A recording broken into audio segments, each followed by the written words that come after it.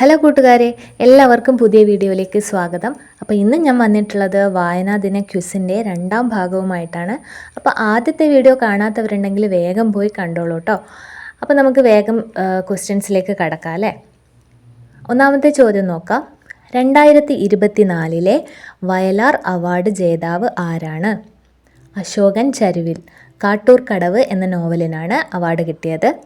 രണ്ടാമത്തെ ചോദ്യം നോക്കാം. 2024 കേന്ദ്ര സാഹിത്യ അക്കാദമി അവാർഡ് ലഭിച്ചത് ആർക്കാണ്? കെ ജയകുമാറാണ്. പിങ്കളകേശിനി. 2025 ആർക്കാണ് കിട്ടിയത്? അഖിൽ പി ധർമ്മജൻ്റെ റാം കെയർ ഓഫ് ആനന്ദിക്കാണ് 2025 അവാർഡ് കിട്ടിയത്.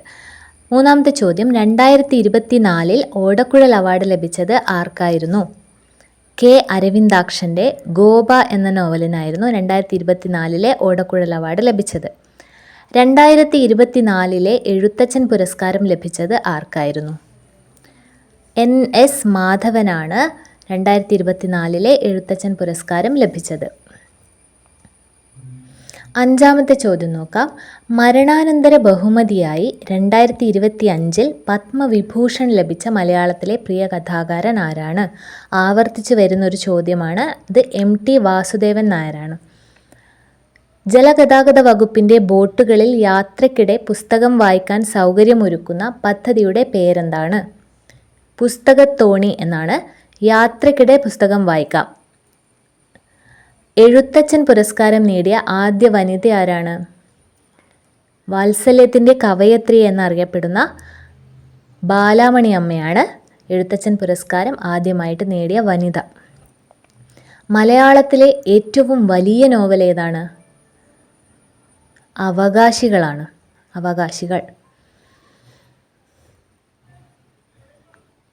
ശക്തിയുടെ കവി എന്നറിയപ്പെടുന്നത് ആരാണ്? ഇടശ്ശേരി ഗോവിന്ദൻ നായർ. പൂതപ്പാട്ട് ഒക്കെ എഴുതിയ ഇടശ്ശേരി ഗോവിന്ദൻ നായർ.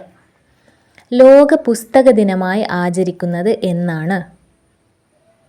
ഏപ്രിൽ 23 ലോക പുസ്തക ദിനം. വായിച്ചു വളരൂ, ചിന്തിച്ച് വിവേകം നേടൂ. ഇതാരുടെ വരികളാണ്? PN പണിക്കർ. ഗ്രന്ഥശാല പ്രസ്ഥാനത്തിൻ്റെ സ്ഥാപകനായ PN പണിക്കർ.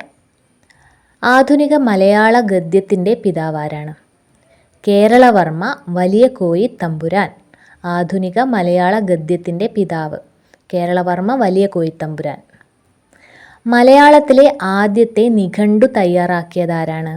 ഒരു വിദേശിയാണ് മലയാളത്തിലെ ആദ്യത്തെ നിഘണ്ടു തയ്യാറാക്കിയത്. അദ്ദേഹത്തിൻ്റെ പേര് Hermann Gundert. Hermann Gundert. Kerala സർക്കാരിൻ്റെ പരമോന്നത സാഹിത്യ പുരസ്കാരം ഏതാണ്? ഏറ്റവും ഉന്നതമായ സാഹിത്യ പുരസ്കാരം ഏതാണ്? എഴുത്തച്ഛൻ പുരസ്കാരമാണ്. എഴുത്തച്ഛൻ പുരസ്കാരം ആദ്യമായി ലഭിച്ചത് ആർക്കാണ്? അത് ശൂരനാട് കുഞ്ഞൻ പിള്ളക്കായിരുന്നു. മഹാകാവ്യം എഴുതാതെ മഹാകവിയായ വ്യക്തി ആരാണ്? കുമാരനാശാൻ. മഹാകവി എന്നാണ് അദ്ദേഹം അറിയപ്പെടുന്നത്.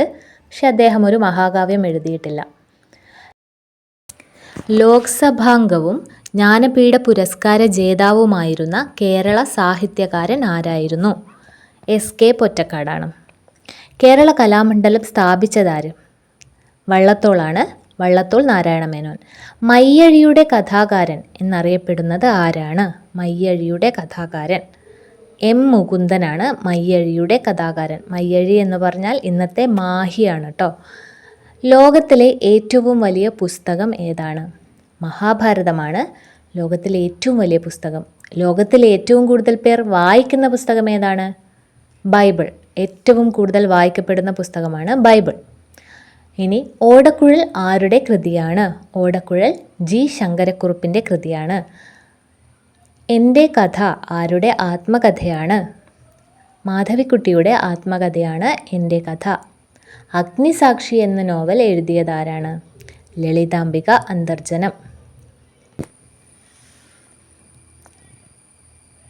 മലയാളത്തിലെ ലക്ഷണമൊത്ത ആദ്യത്തെ നോവൽ ഏതാണ്? ലക്ഷണമൊത്ത നോവൽ എന്നറിയപ്പെടുന്നത് ഇന്ദുലേഖയാണ്. അപ്പോൾ ഇന്നത്തെ 25 ചോദ്യങ്ങളും കഴിഞ്ഞിട്ടുണ്ട്. പാർട്ട് 3യുമായിട്ട് പെട്ടെന്ന് തന്നെ വരാം. കൂട്ടുകാർക്കെല്ലാം ഈ വീഡിയോ ഉപകാരപ്രദമായെന്ന് കരുതുന്നു. നിങ്ങൾക്ക് യൂസ്ഫുൾ ആയെങ്കിൽ ലൈക്ക് ചെയ്യാനും ഷെയർ ചെയ്യാനും അതുപോലെ അഭിപ്രായങ്ങളെല്ലാം തന്നെ കമൻറ്റ് ബോക്സിലൂടെ അറിയിക്കാനും മറക്കരുത്. നമുക്ക് കമൻസൊക്കെ വളരെ കുറവാണ് കേട്ടോ. ഇതുപോലെ യൂസ്ഫുൾ ആയിട്ടുള്ള വീഡിയോസ് നിങ്ങൾക്ക് വേണമെങ്കിൽ നമ്മുടെ കുഞ്ഞു ചാനലൊന്ന് സബ്സ്ക്രൈബ് ചെയ്ത് സപ്പോർട്ട് ചെയ്യണം. അപ്പോൾ നല്ല വീഡിയോസുമായിട്ട് ഞാൻ വീണ്ടും വരുന്നതായിരിക്കും. അതുവരേക്കും ബായ്.